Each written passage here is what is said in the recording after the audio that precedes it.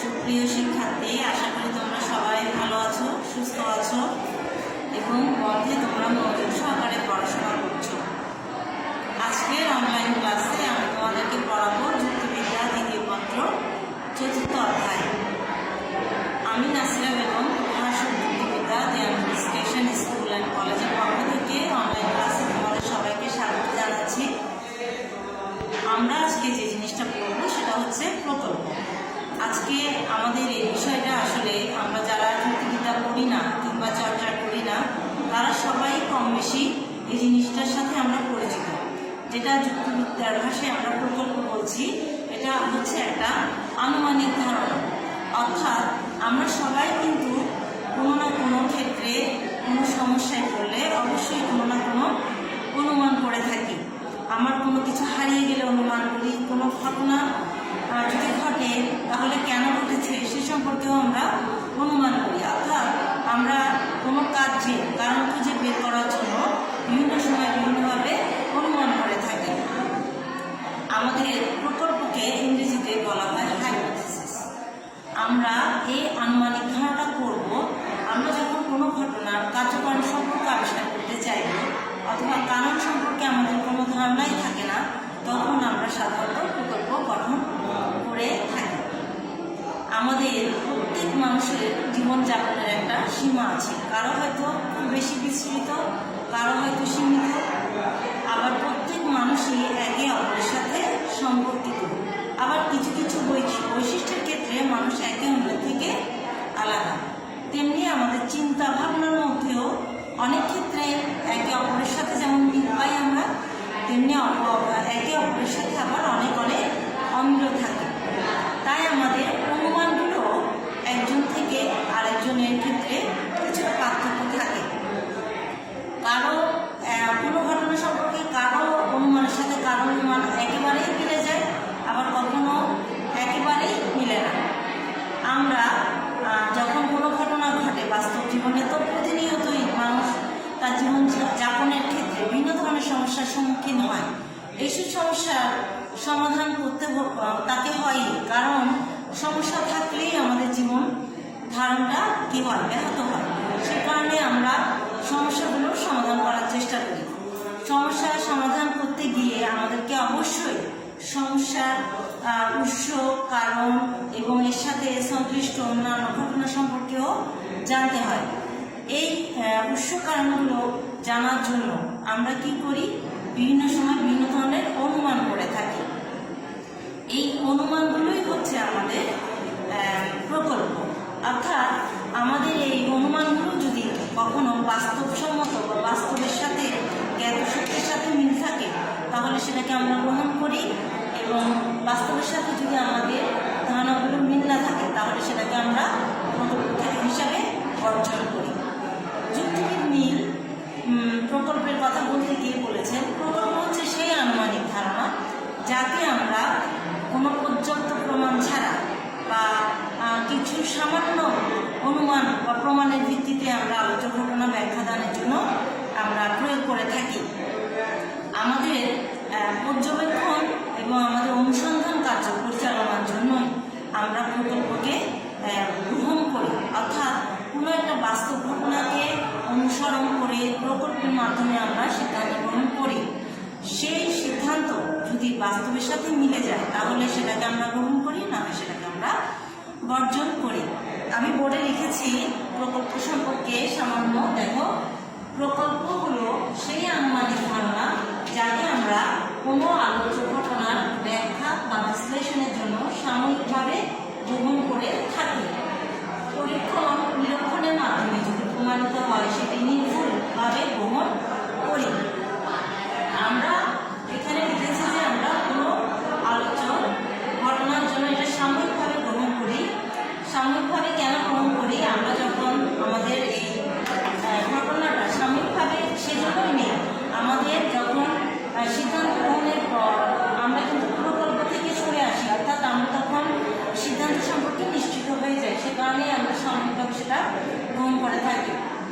আমরা প্রকল্পর একটা সহজ উদাহরণের কথা তোমাদেরকে বলি, যে প্রকল্পকে সবসময় প্রাসঙ্গিক হতে হবে। আমাদের প্রকল্পকে সবসময় প্রাসঙ্গিক হতে হবে, অপ্রাসঙ্গিক কোনো প্রকল্প আমরা গ্রহণ করব না।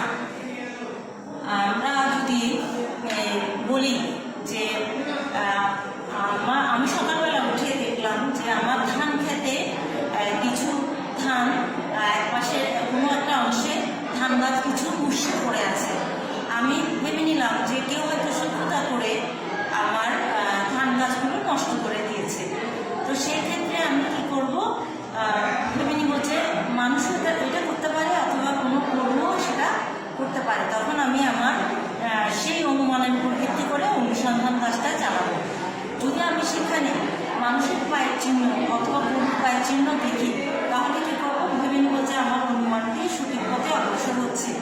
আর যদি আমার অনুমানের সাথে আমার গৃহীত ধারণার মিল না থাকে, তখন আমি কি করবো, আমার এই ধারণা থেকে মুক্ত হয়ে আমি অন্য আরেকটা অনুমান গঠন করবো। হয়তো ভাববো যে ছোট ছেলেমেয়েরা খেলতে গিয়ে এই ধরনের কাজ করে থাকতে পারে। অর্থাৎ আমি আমার অনুসন্ধান কাজটা আগানোর জন্য মোটামুটি একটা মনে মনে একটা আনুমানিক ধারণা গঠন করে আমি আমার কাজটা পরিচালনা করব। আর প্রকল্পের প্রাসঙ্গিকতার ব্যাপারে আমি যে কথাটা বলেছি যে আমরা প্রকল্পকে অবশ্যই প্রাসঙ্গিক হতে হবে।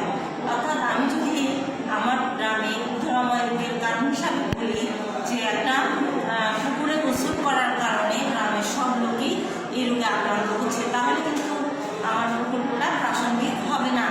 যদি আমি বলি যে গ্রামের মানুষ নতুন একটি ছত্রাককে খাদ্য হিসেবে গ্রহণ করাতে তাদের মধ্যে এই রোগের প্রাদুর্ভাব হয়েছে, জন্ময় হয়েছে, তাহলে কিন্তু সেটা প্রাসঙ্গিক হবে। কোনো ছেলে হারিয়ে গেলে আমি যদি বলি পুঁতে নিয়ে গেছে, চিনি নিয়ে গেছে, সেটা কিন্তু প্রকল্পটা প্রাসঙ্গিক হবে না। আমাদের প্রকল্পকে অবশ্যই প্রাসঙ্গিক হতে হবে। অর্থাৎ আমরা এই সংজ্ঞাটা গ্রহণ করতে পারি যে প্রকল্প হচ্ছে সেই আনুমানিক ধারণা যাকে আমরা আলোচনা ঘটনা ব্যাখ্যা বা বিশ্লেষণের জন্য সাময়িকভাবে গ্রহণ করি। অর্থাৎ পরীক্ষা নিরীক্ষার মাধ্যমে যদি সেটা নির্ভুল প্রমাণিত হয় সেটাকে আমরা গ্রহণ করব, না হয় আমরা সেটাকে বর্জন করব। কোনো প্রকল্প যদি চূড়ান্তভাবে যথার্থভাবে বাস্তবের সাথে মিলে যায় সেটি তত্ত্বের মর্যাদা লাভ করবে। এইসব দিক বিবেচনা করে প্রকল্পের 3টে স্তরের কথা বলা হয়েছে। স্তরগুলো দেখো তোমরা, এখানে 4টে স্তর আমাদের প্রকল্পের স্তর হচ্ছে 4টে: ঘটনা নিরীক্ষণ, আনুমানিক ধারণা গঠন, সিদ্ধান্ত গ্রহণ এবং যাচাইকরণ। আমরা এই স্তরগুলোর মাধ্যমে প্রকল্প থেকে সিদ্ধান্ত গ্রহণ করব। আমরা প্রথমে আসি ঘটনা নিরীক্ষণে। আমরা জানি যে আমাদের সবাইকে প্রতিনিয়ত কোনো না কোনো প্রকল্প গঠন করতে হয়। আমরা যখন কোনো সমস্যায় পড়ি তখনই আমরা প্রকল্প গঠন করি। আমাদের যে সংবেদনগুলো, প্রকৃতি থেকে আমরা যে সংবেদন সংগ্রহ করে থাকি, সেই সংবেদনগুলো আমরা কোনো বিশেষ ঘটনার কার্যকর সম্পর্ক আবিষ্কারের জন্য সংবেদনগুলোকে কী করি, আমরা বিশ্লেষণ করি। এই সংবেদনগুলোকে বিশ্লেষণ করাকে বলা হয় নিরীক্ষণ। আমরা বেশিরভাগই আমাদের নিরীক্ষণটা প্রাথমিক পর্যায়ে কোথায় হয়, প্রাকৃতিক পরিবেশে। কোনো নিরীক্ষণ যখন প্রাকৃতিক পরিবেশে সম্পন্ন হয় সেটাকে বলা হয় কি, সেটাকে বলা হয় ঘটনার নিরীক্ষণ। আমরা যখন কোনো প্রত্যক্ষণ প্রাকৃতিক পরিবেশে সম্পন্ন হয় সেটাকে বলবো আমরা নিরীক্ষণ। তাই আমরা প্রাকৃতিক ঘটনাবলী থেকে সৃষ্ট সংবেদন ব্যাখ্যার মাধ্যমে আমরা সাধারণত প্রকল্পকে গঠন করি। আমাদের বৈজ্ঞানিক নিউটন যখন গাছ থেকে আপেল পড়তে দেখে এর কারণ সম্পর্কে জানতে চেয়েছেন, তিনি কিন্তু প্রথমে মাধ্যাকর্ষণ শক্তিকে প্রকল্প হিসাবেই ধরে নিয়েছেন। তার মানে আমরা যখন কোনো প্রকল্প গঠন করি সেটা প্রাথমিক কাজটা আমরা গঠন করি নিরীক্ষণ এবং পর্যবেক্ষণ থেকে আমাদের প্রকল্পের শুরু। দ্বিতীয় স্তরে আমাদের আনুমানিক ধারণা গঠন। আনুমানিক ধারণা এটা হচ্ছে আমাদের প্রকল্পের দ্বিতীয় স্তর। এক্ষেত্রে আমরা আনুমানিক ধারণাগুলোকে আমরা কি করি, নির্বাচন করি। আমরা সবসময় নিরীক্ষণের মাধ্যমে তথ্য সংগ্রহ করি। সঠিক বা যথার্থ উপায়ে নিরীক্ষণ প্রক্রিয়া সম্পন্ন হলে তা থেকে যে তথ্য পাওয়া যায় সেখান থেকে প্রয়োজনীয় তথ্য বেছে নিতে হয়। এর কারণ হচ্ছে তথ্য নির্বাচন প্রক্রিয়া যদি যথার্থ হয় তাহলে আমার প্রকল্প যথার্থ হবে। আমি যদি এখানে ভূমিকম্পের কারণ নির্ণয় করতে চাই, কিন্তু আমি আবহাওয়া জলবায়ু সম্পর্কে সংশ্লিষ্ট বিষয়গুলো নিয়ে কথা বলি, তাহলে কিন্তু আমি ভূমিকম্পের কারণ নির্ণয় করতে পারবো না। আমাদের তৃতীয় যেটা স্তর সেটা হচ্ছে সিদ্ধান্ত গ্রহণ। এটা হচ্ছে আমাদের প্রকল্পের তৃতীয় স্তর। যদি আমরা সিদ্ধান্ত গ্রহণ না করি তাহলে আমরা প্রকল্পকে কোনোভাবেই যাচাই করতে পারবো না। আমাদেরকে সিদ্ধান্ত গ্রহণ করে প্রকল্পকে যাচাই করতে হবে। আমাদের চতুর্থ যে স্তরটা সেটা হচ্ছে যাচাইকরণ। আমরা যাচাইকরণ স্তরে আমাদের প্রকল্পের সিদ্ধান্তকে আমরা কি করি, বাস্তবের সাথে তুলনা করি। অর্থাৎ আমার সিদ্ধান্তটা যদি বাস্তবের সাথে মিলে যায়, অর্থাৎ আমার জানা শক্তির সাথে মিলে যায়, তাহলে আমার প্রকল্পটা সত্য হবে। আর যদি আমার প্রকল্পটা বাস্তবের সাথে না মিলে তাহলে কি হবে, আমার প্রকল্পটা মিথ্যা হবে। অর্থাৎ যাচাইকরণ স্তরে গিয়ে আমি আমার প্রকল্পটাকে বাস্তবের সাথে যাচাই করব যে আমার প্রকল্প ঠিক না আমার প্রকল্প গঠনটা ভুল হয়েছে। আমরা এখানে উদাহরণ হিসেবে বলতে পারি, আমরা পৃথিবী এবং সূর্যের মাঝখানে যদি বলি যে চন্দ্রের অবস্থানের কারণে সূর্যের আলো পৃথিবীতে এসে পৌঁছাচ্ছে না, তাহলে সেটাকে কি করতে পারবো, আমরা যাচাই করতে পারবো বাস্তবের সাথে। এই চারটেই ছিল আমাদের প্রকল্পের স্তর, এবং এই চারটে স্তরের পরেই আমরা প্রকল্প গঠন করতে পারি, একটা সম্পূর্ণ প্রকল্প পাই।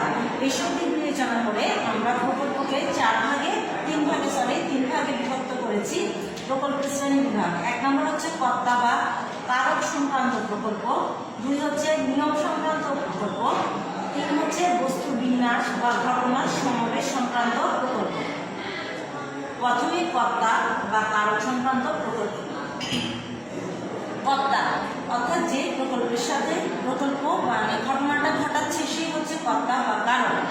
অনেক সময় আমরা প্রকল্প গঠন করে এর কার্যকারণ নিয়ম সম্পর্কে জানতে হলে তাহলে আমাদেরকে জানতে হবে যে ঘটনাটা কে ঘটাচ্ছে, অর্থাৎ কর্তা সম্পর্কে আমাদের ধারণা থাকতে হবে। অনেক সময় এমন হয় যে ঘটনাটি কিভাবে ঘটছে সেটা আমরা জানি, কিন্তু কে ঘটিয়েছে সেটা আমরা জানি না। তখন আমরা যে প্রকল্পটা গঠন করি সেটাকেই বলা হয় কর্তা বা কারক সংক্রান্ত প্রকল্প। একটা ছোট উদাহরণ দিই আমি যদি দেখি যে কোনো বাড়িতে চুরি হয়েছে এবং চোর শিক কেটে চুরি করেছে, তাহলে আমি পদ্ধতিটা জানি যে চোর কিভাবে চুরি করেছে, কিন্তু আমি জানি না যে চোরটা কে।